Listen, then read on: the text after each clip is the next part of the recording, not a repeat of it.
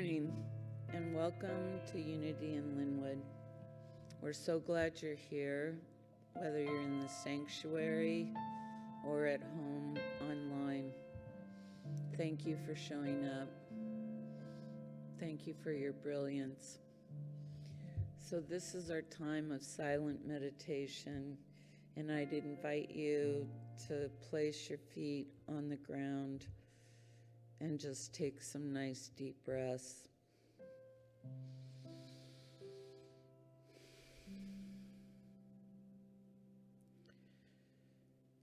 And as we go into the silence,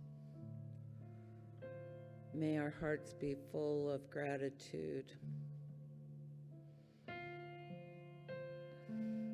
May we feel the abundance of our lives on every level. May we remember the divineness of our being.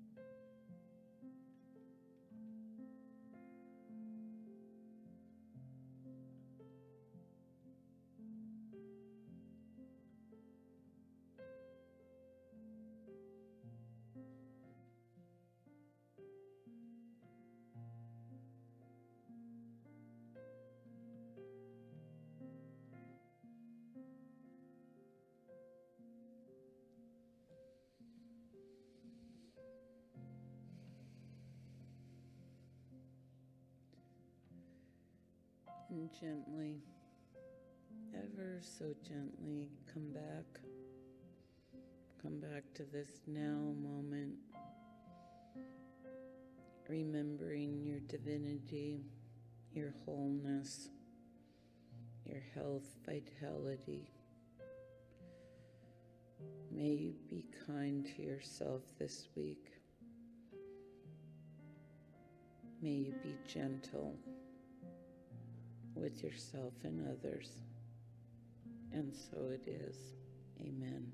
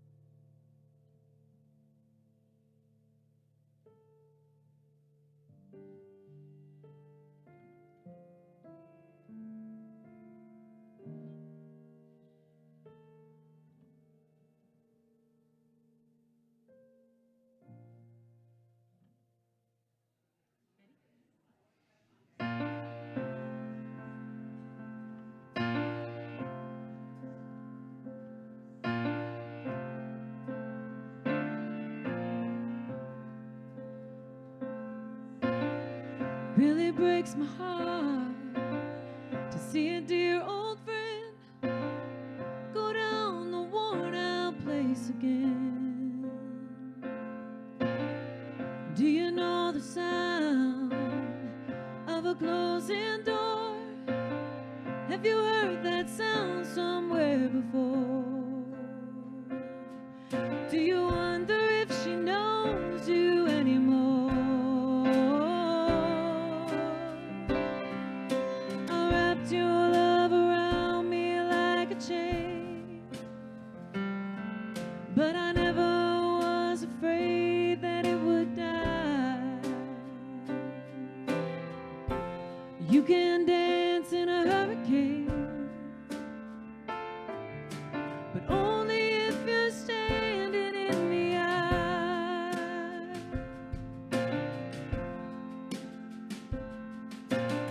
Where did you learn to walk? Where did you learn to run away from everything you love? Did you think the bottle would ever ease your pain? Did you think that love's a foolish game? Did you find someone else to take the blame? I wrapped your love around me like a chain. I never was afraid that it would die. You can dance in a hurricane, but only if you're standing in the eye. You can dance in a hurricane, but only if you're standing in the eye.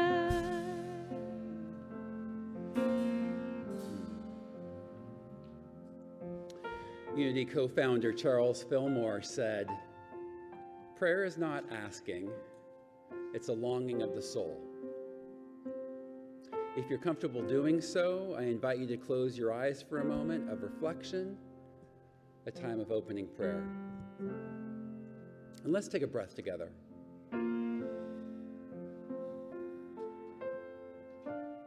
And with each breath, we recognize our inner presence, the presence of life within, a presence that is intimate to each of us and yet knows no bounds. Life within me, all that is right here, right now. This energizing presence moves with me, moves as me through this life, always present, always with me through all temporary circumstances, always peace within during any conflict without. I rest in this truth. What I know is that presence within me is ample. Presence within me is wise. Presence within me is plenty. I invite you to speak those truths with me. Presence within me is ample. Presence within me is wise. Presence within me is plenty.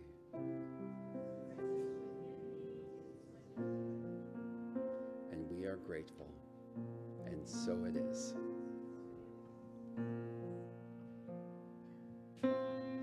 I am a sturdy soul, and there ain't no shame in lying down in the bed he made. The urge to run for another day You might make it further if you learn to stay. I wrapped your love around me like a chain,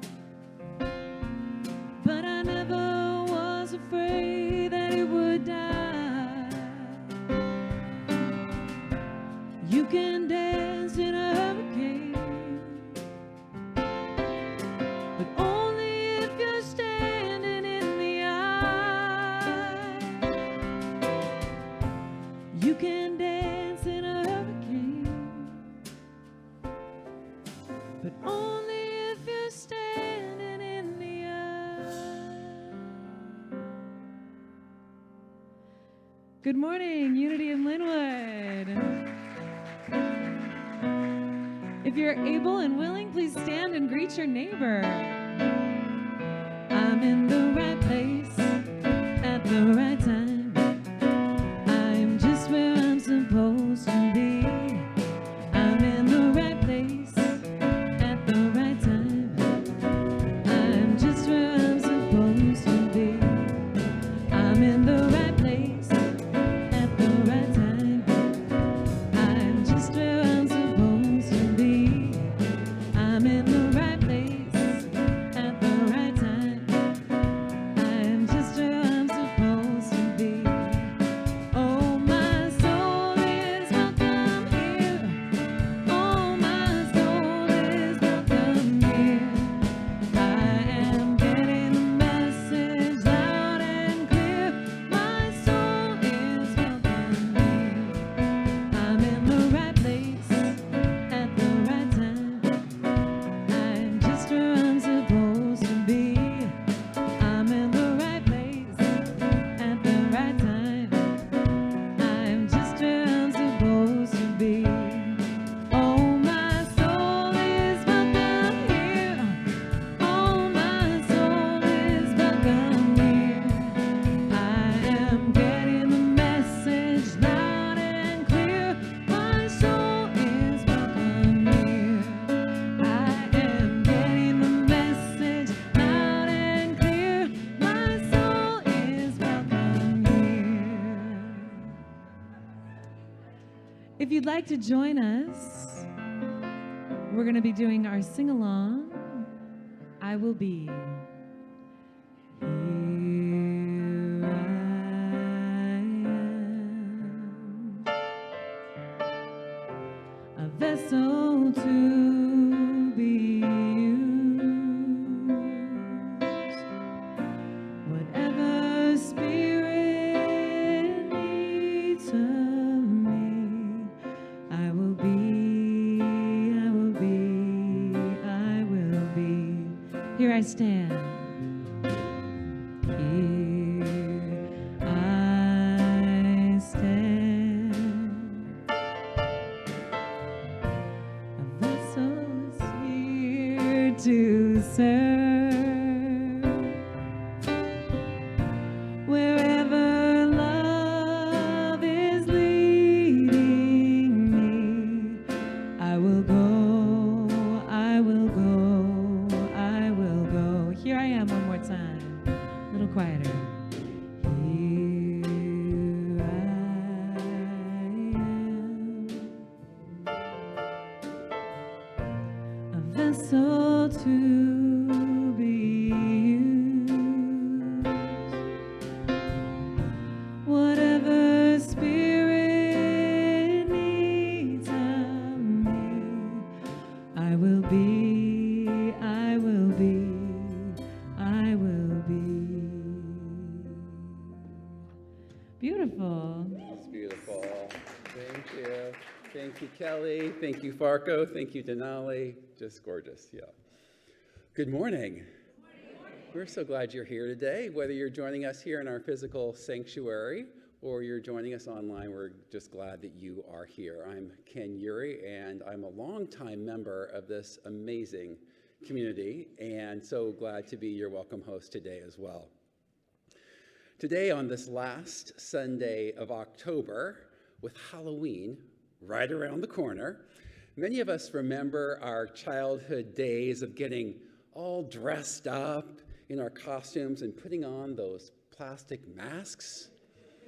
You remember those plastic masks that got so unreasonably sweaty, hard to breathe? They were fun, though.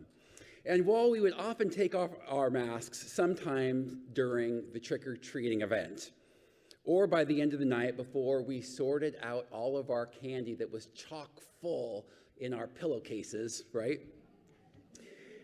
There was another kind of mask that we were subtly or not so subtly encouraged to continue to wear each day. A mask that we thought would make us fit in, a mask we'd wear not to be left out. And those masks, those weren't so comfortable either. It was Ralph Waldo Emerson who said, "To be yourself in a world that's constantly trying to change you, now that is the greatest accomplishment."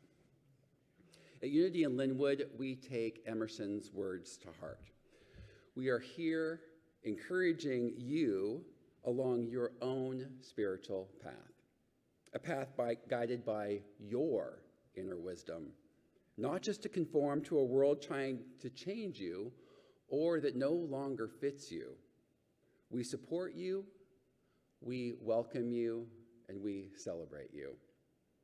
To be yourself in a world that's constantly trying to change you, now that is the greatest accomplishment. Welcome to Unity.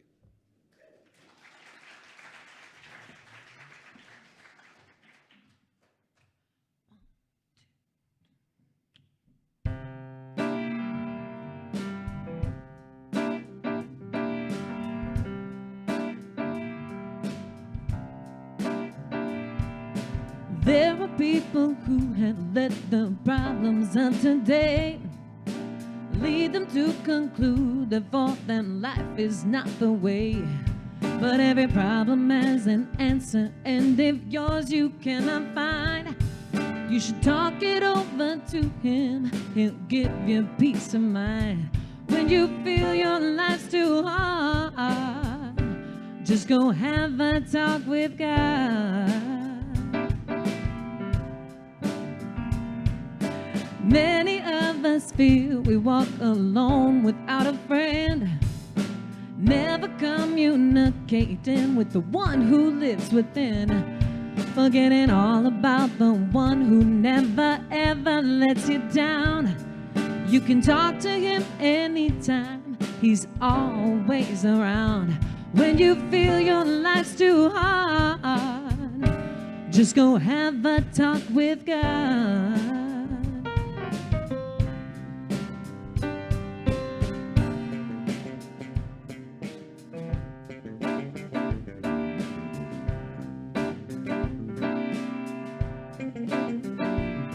Well, he's the only free psychiatrist that's known throughout the world for solving the problems of all men, women, little boys and girls.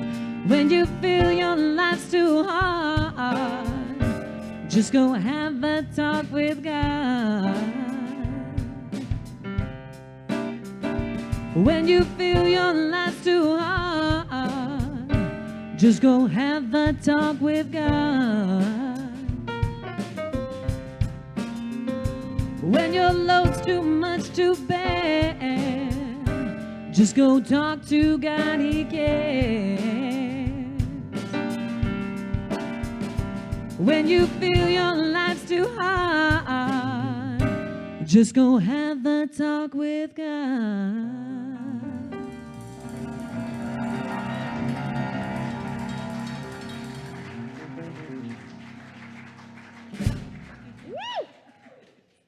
Oh my gosh, are we lucky or what? Let's have another round of applause for the UIL band, Kelly, Farko, Denali. All right, am I on? I'm on. Good morning, good morning. It's so great to see you all. My name is Elizabeth Nachman, and I don't know about y'all, but I'm still basking a little bit in the glow from Friday night's gala. It was extraordinary. What a fun, exciting, successful night. Thank you to everyone who participated, donated, and sponsored the gala. And I I hope you all realize how amazing it is that we are pulling together as a community to write the vision for our future here at UIL. Our financial team is scrambling behind the scenes, compiling all the numbers, and we will share our achievements with you in early November. I am so proud to be a part of this community and so grateful for the generosity of money, time, and love that we witnessed here on Friday night. We did a fabulous job of making prosperity consciousness a reality. It's all you guys, all you guys. This morning, we would like to extend a special and hearty welcome to our virtual audience who's joining us online today. They have already put their names in the chat. Jerry, you are clearly double dipping. You're here and online. Not sure how you managed to do that. That's extraordinary. Talk to me after service. Yeah. Oh, okay. Oh, Gemini, that explains it. Good job. So if everyone in our physical sanctuary would turn over to this camera here where beautiful Fran is and join me in welcoming our online community. Happy Sunday! Happy Sunday! We are so happy you've joined us. We are so happy you joined us. We feel the truth of your being. We feel the truth of your being. Thank you for coming. Thank you for coming. Awesome. Thank you so much. So each week, we remind ourselves of our simple but powerful mission statement. Practical spirituality, welcoming community. And I hope, thanks to Ken and the band, that you already have a strong sense of the welcoming community. And indeed, after I'm done up here, maybe you'll have a sense of practical spirituality as well. And each week, we like to flesh out that mission statement with one of our 7 value statements. And today's is number 4, and it goes like this.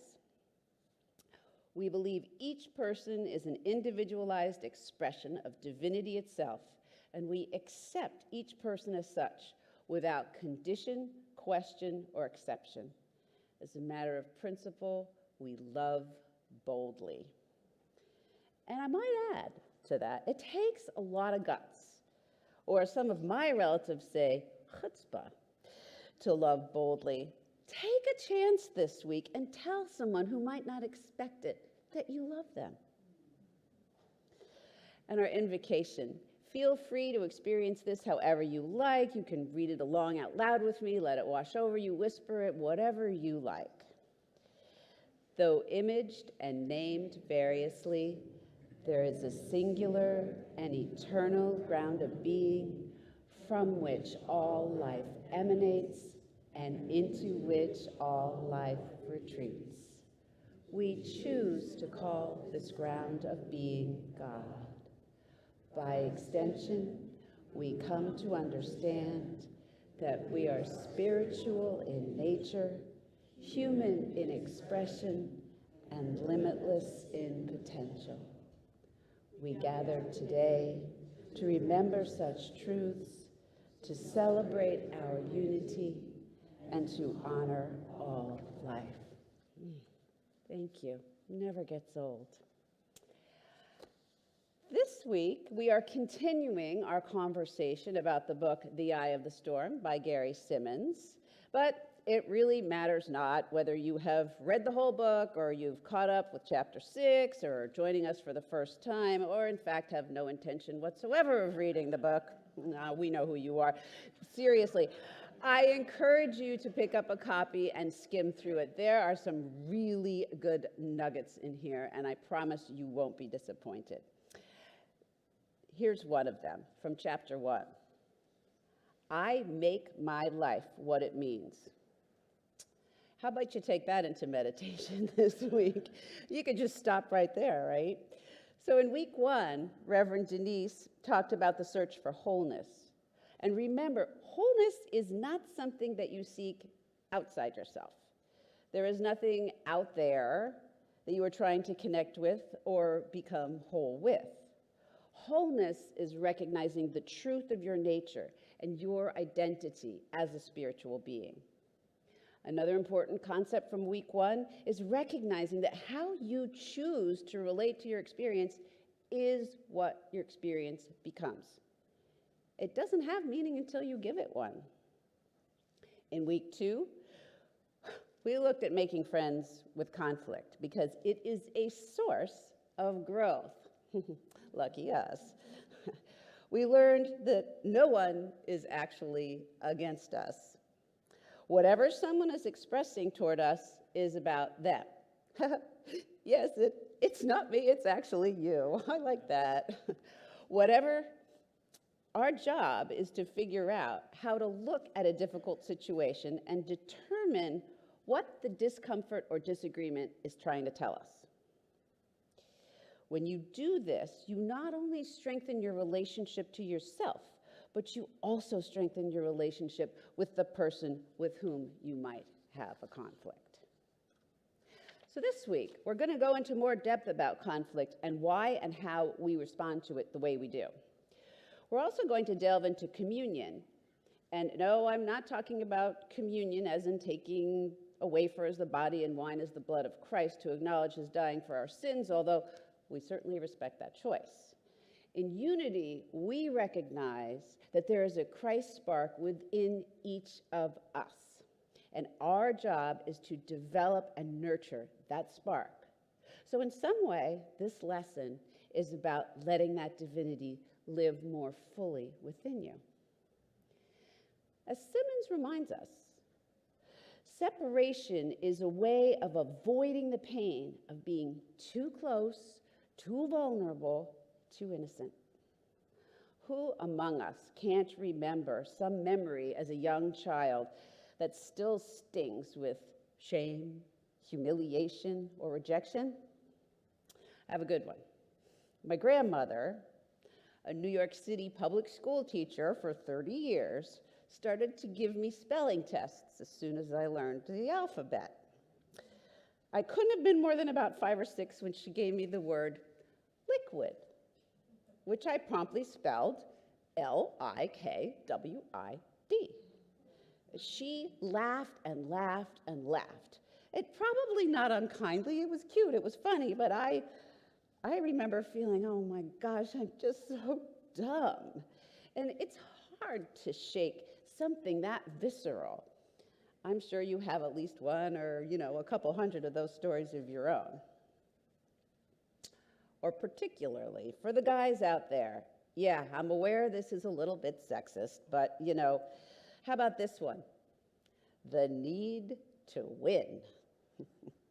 As Simmons says, the danger of competition in relationships is someone must eventually lose.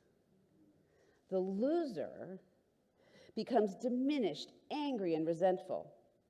But the winner loses as well because the reward for being right is the reinforcement of one's inferiority. Talk about a gobsmack.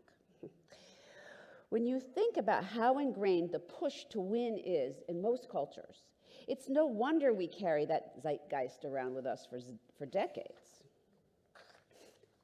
My favorite notion, however, has to be this, and I quote, "You are not your feelings." Well, think about it. Think about these 2 sentences. I am angry versus I feel anger. Splitting hairs, you might say? Well, I don't think so. In the first sentence, you and the anger are one, and there is absolutely nothing you can do about it. In the second sentence, if you feel anger in your body, that is an emotion that will ultimately pass through you, leaving you fully intact. As Simon says, you may experience fear, but the fear is not you. It is a part of you. Let me get that.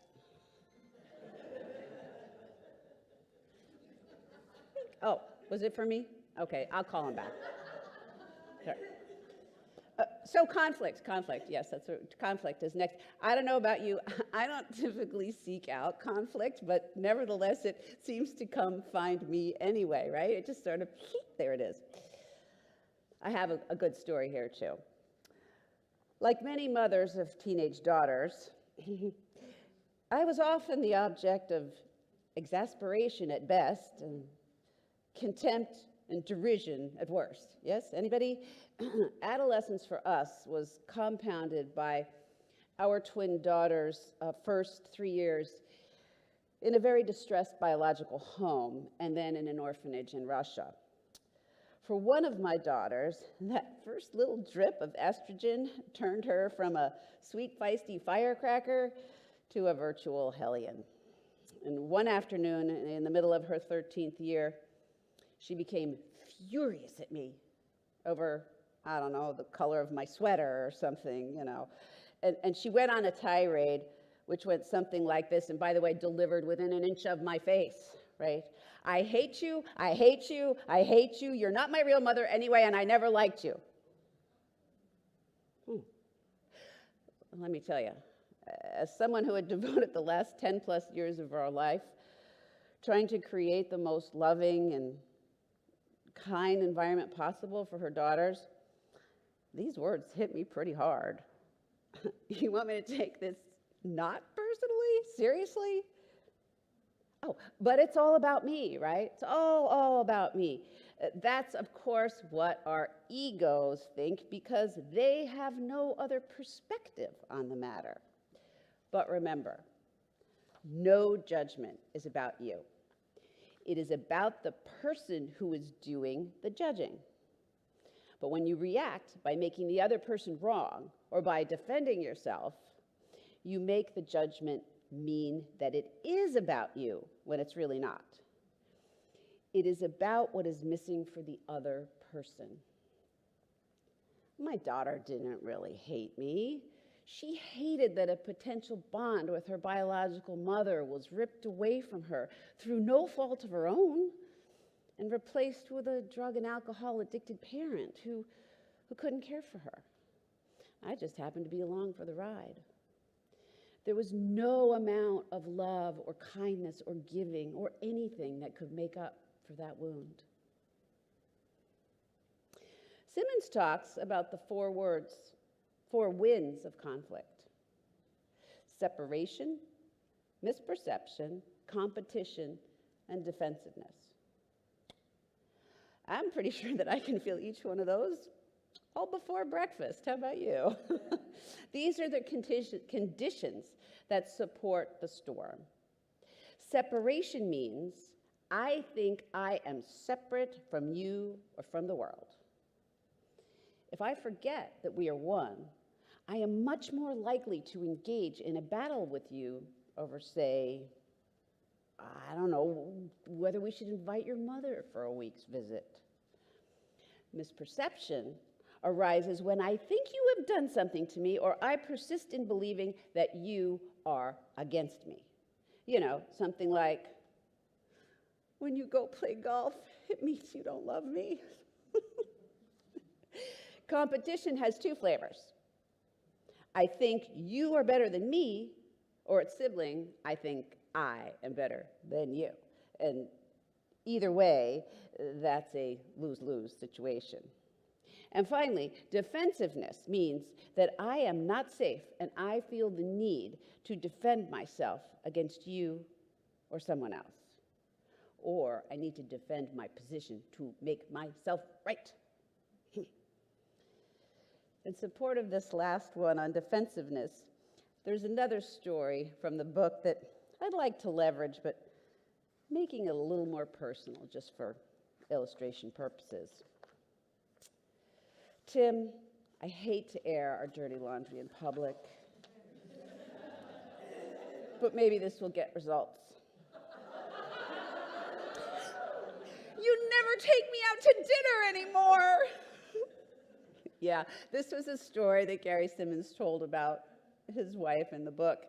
And can we just start with the fact that using words like you and never are not good choices if you want to engage your partner in a meaningful conversation? Yeah, but bracketing that for a second, Tim has a couple of choices here. He could respond with the facts. What do you mean? We never go out to dinner. We just went out for sushi last week and Italian the week before that. How can you say we never go out for dinner? Which would, of course, make me defensive and send us spiraling into an unhealthy dialogue. But if he took a breath, that lovely breath, and recognized that there was probably some distress that he could investigate here, he might respond, okay, can you tell me more? At which point, it might come out that I really don't want to eat out with the loud neighbors down the block, or that I really do want to have more meaningful time with him.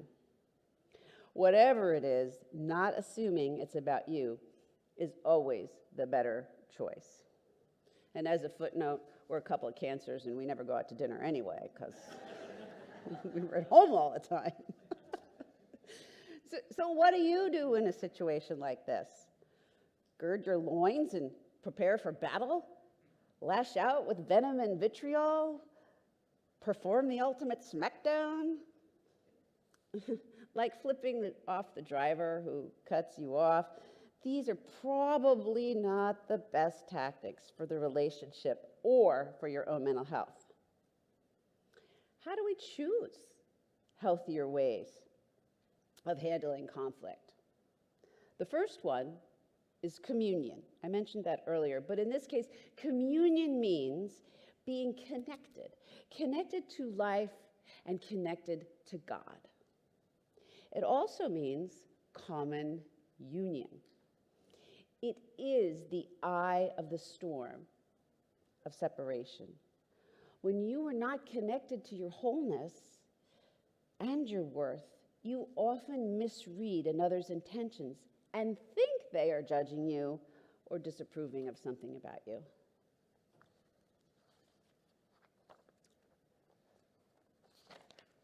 Thank God for sticky fingers. Okay then, well, what do you actually do? What do you do? Well, really, the best thing? Nothing. Well, okay, you do something first. You breathe. Yes, like I said before, we'll get to this in a minute. I do want to tell a little story, one of my favorite tales of non-attachment, and one that you might know or even remember, because I think Dr. Richard used to tell this story. It's called The Tale of the Wise Farmer. So once upon a time, in a small, quiet village nestled between green hills, lived an old farmer. His life was simple. He tilled his land, he tended to a few animals, and he lived in harmony with the changing seasons. But what made the farmer different from the others was not his skill or luck, but his deep calm, no matter what happened. One year, the farmer's horse broke free and ran away into the wilderness, and the neighbors came rushing to his house, exclaiming, "What a terrible misfortune! Without your horse, how will you plow your fields?" The old farmer simply shrugged and replied, "Well, maybe so, maybe not. We'll see." A few days later, the horse returned, and with it came a group of wild horses, strong and untamed. The neighbors, hearing the news, flocked to his house again and said, "How wonderful! Now you will have more horses than ever." The farmer smiled gently and said, "Maybe so, maybe not. We'll see." The farmer's son, excited about the new horses, decided to try riding one of them.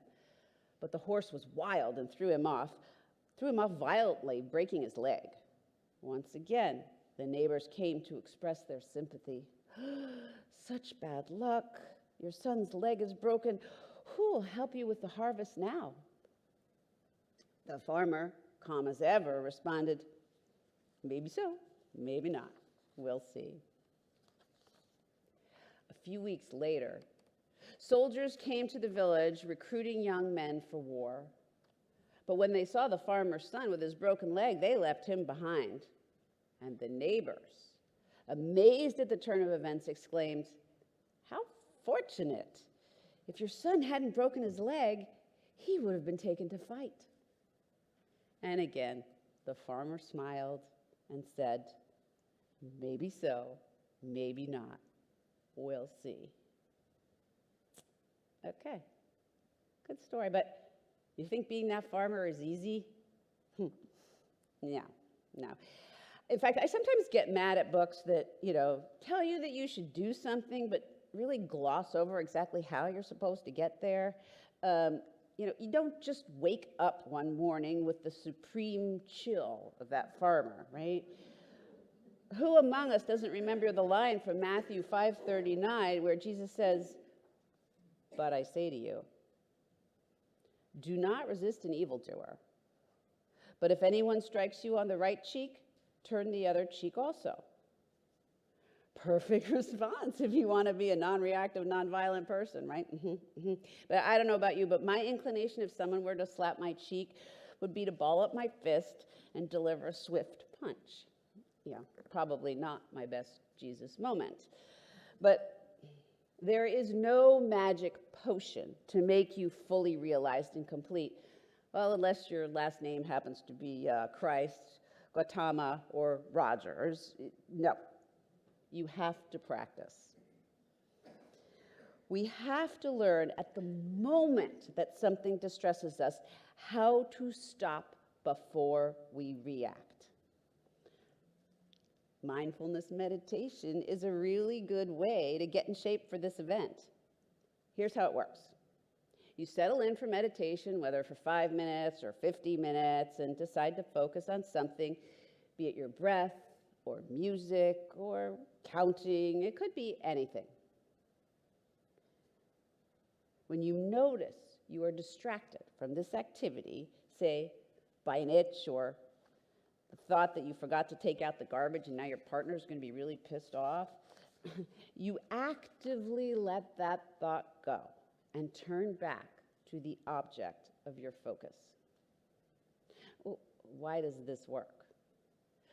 Over time, it conditions those neural pathways to not get freaked out like a runaway train. You learn that you have the power to take charge of your response to anything. And even in a few months, just like lifting weights at the gym, this becomes easier.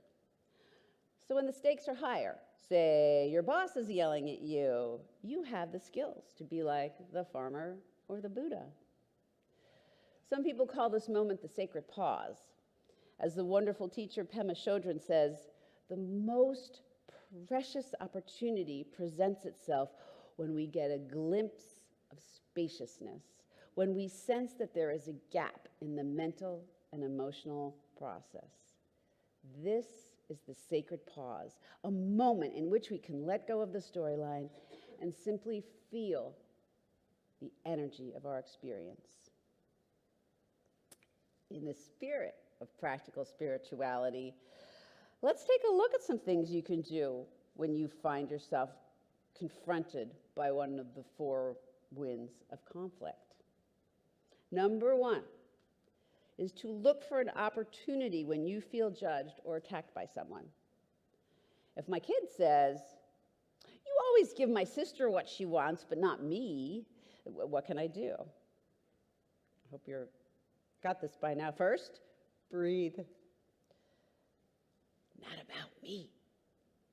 Step 2 is the statement, "Tell me more." But bear in mind that if someone starts to tell you more, there may be a lot that you have to get through before the real issue comes up, which might be something like, "I was hurt when you took my sister to the movie but didn't invite me." The second thing you can do is to turn the tables and make a list, make an inventory of the judgments that you have about someone else. Then, take a look at that list very carefully, because what does it tell you? It's likely you will identify things that are missing for you that you feel insecure about. One I don't like to admit, but as someone who grew up overweight, I know that I can be kind of harsh and judgy about weight issues, even as I battle that demon within myself. The third thing you can do is ask yourself, what you really want before you speak. Maybe you find yourself criticizing your son about how disruptive his kids are when what you really want is to spend more time with them. Examine the truth of your own heart before you open your mouth. Finally, keep in mind the meaning of the Chinese verb to listen. It is comprised of 3 characters that represent the principle of listening. Each character is made up of an image, and the first image is of a heart, meaning, of course, you come first and foremost from your heart. The second image is that of an ear, naturally, which does the hearing. The third image is of 2 streams coming together so that you get empathy, heart and ear, and become fully present with the other person, paying real attention for the purpose of coming together, the 2 of you, like the 2 streams. I think that's pretty lovely. Let's take a couple of minutes to let these ideas settle into consciousness. If you're comfortable, close your eyes and focus on your breath. Let it just come and go as it wants, and pay attention to it, letting the breath be free and easy and relaxed. Feel the rise and fall of your breath and how it just comes and goes without clinging or grasping. Offer some gratitude for the ease of the breath. In this moment, bring to mind something you've been holding on to, an expectation, a worry, perhaps a desire. Make a mental picture of it, but without judgment. Let that image simply be in your mind's eye.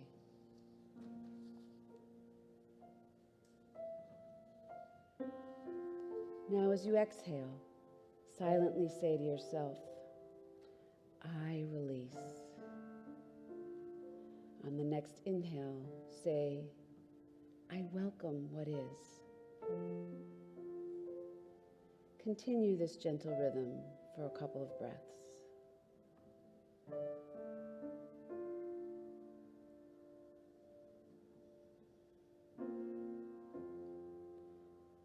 Notice how the object of your attachment loosens its grip. Like a cloud passing through the sky, it moves without resistance. What comes, comes. What goes, goes. Feel the lightness that emerges when you stop grasping. There's freedom in simply being, just as the breath flows freely when you do not force it. Just rest in this stillness.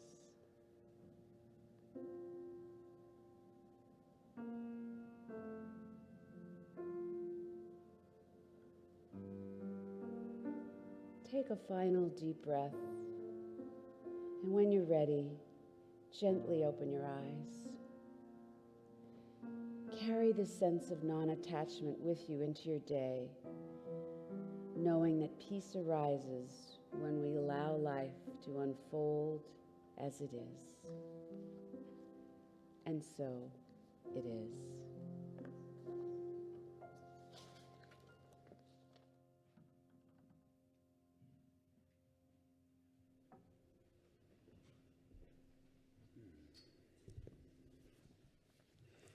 Thank you, Elizabeth. The beauty of practical spirituality. We appreciate you. It was Margaret Mead who said, "Never doubt that a small group of thoughtful, committed citizens can change the world. Indeed, it's the only thing that ever has." We are so grateful for your generosity and all the gifts you give to Unity in Lynnwood. Individually and collectively, it really makes a positive difference. Electronic giving options appear on your screen. And for those choosing to give a physical gift, the ushers will gratefully pass baskets. Thank you, ushers. If you are on site and prefer to give by credit card, there's an electronic giving station located at the back of the sanctuary by our welcome and information station. And if you'd like information about UIL's programs of regular giving, planned giving, or legacy giving, you can write the board of directors directly or pick up a Giver Circle brochure at the welcome and information station. Please join me in an affirmation as it appears on the screen. I give freely and fearlessly, fulfilling the law of giving and receiving.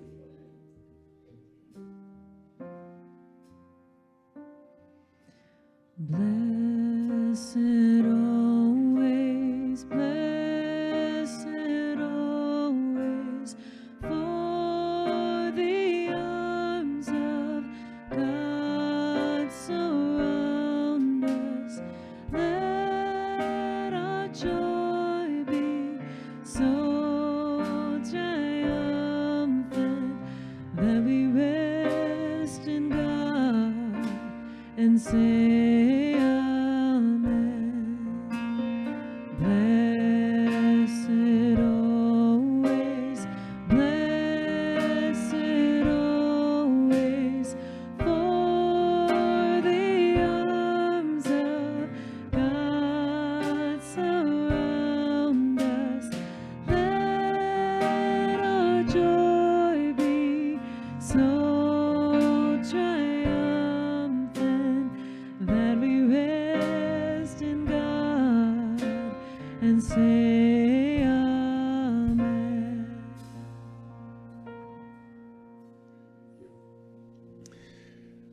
Some announcements I want to highlight today, but before I do that, we always like to say hello to anyone who might be visiting us for the first time here. If you are a first-time guest, you want to put your hand in the air? We'll give you some applause. Anyone first time here? I don't think I see any new faces. Okay. Well, if your hand didn't go up or you are newer to our community and you keep coming back, that's terrific. We're so glad that you're here. And we have a gift for you. It's a copy of the Daily Word. This is a Unity Worldwide publication in its 100th year of distribution, and it is committed to providing us bits of encouragement, support, and inspiration each day. And it's there's each day, a calendar day of the year in this, and you get them by month. And we have that for you at the Welcome and Information Station and in our Soul Things bookshop and gift store. We're so glad that all of you are here today.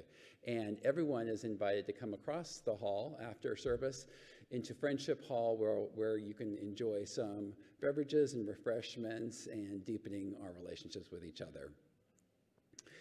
Please consider the offerings of UIL small group ministries and interfaith ministries as they appear on your screen. Just take a second to see those and see if any of those spark an interest for you to get involved with. And to highlight a couple things, Thursday, November 7th at 6:30 to 8:30 p.m. is Teen Night. Do you know a teen looking for a fun night out?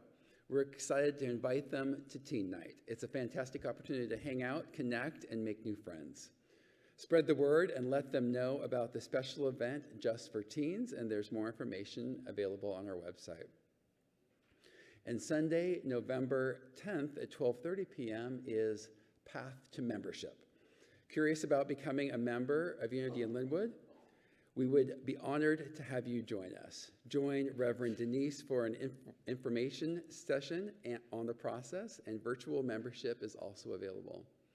And finally, I'd like to welcome UIL Prayer Chaplain Gail Piper to the podium for an announcement. Thank you, Gail.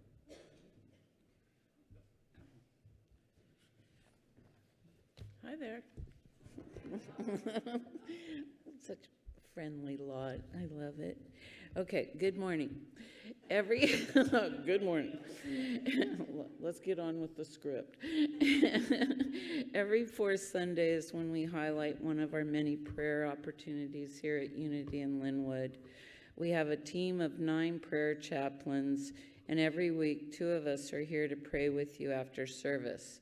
I'm one of them, and I hope you come to me after this. We can support you in navigating life's difficult moments and affirm the very best version of you. You might be wondering, what can I ask a chaplain to pray for?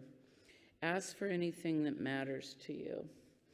Prayer is not just for times of loss, health issues, or more prosperity.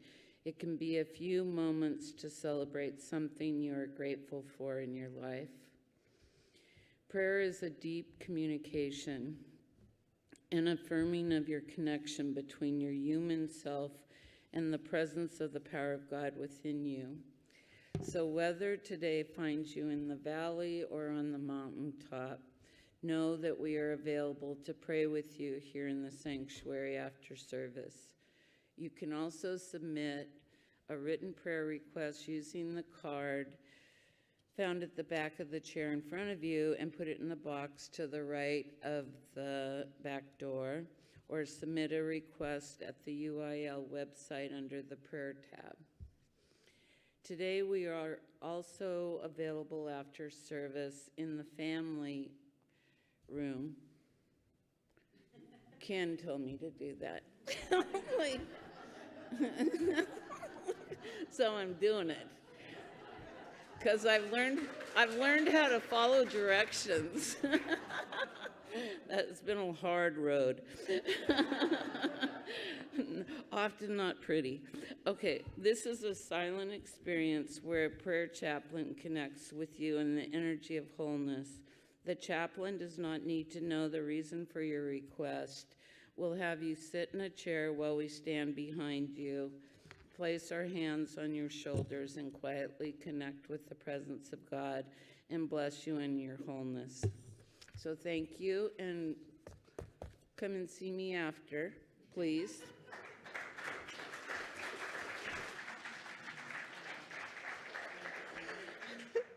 Thank you, Gail. We love your droll humor as well. And I have to say, if you have never done Divine Wholeness, it truly is a transformational and magical experience. So please take advantage of that. And as another shameless plug for prayer chaplains, I can remember it was shortly after that conversation with my daughter that we sought out our first experience with prayer chaplains here. And it was really a life-changing experience to realize the energy that happens when you seek out that kind of help and relationship. So I encourage you, if you might be shy, give it a try, give it a try. Okay, finally, we'd like to remind ourselves once again of Unity's statement of faith. There is one presence and one power in the universe and in my life, the infinite, living, loving presence of God. God is the ultimate reality and source of everything. And so that is. And now we will end, as we always do, with sung words of blessing and sung words of farewell.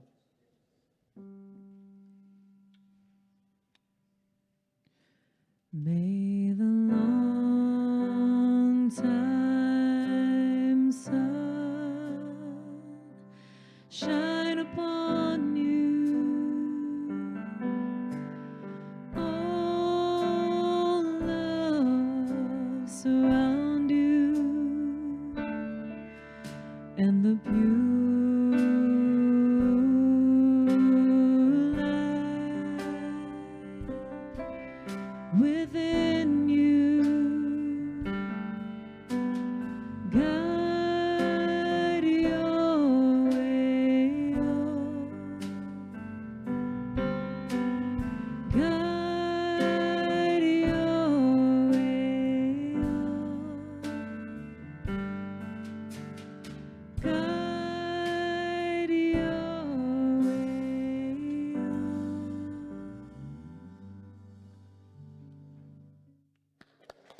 Thank you all for coming. Have a blessed week.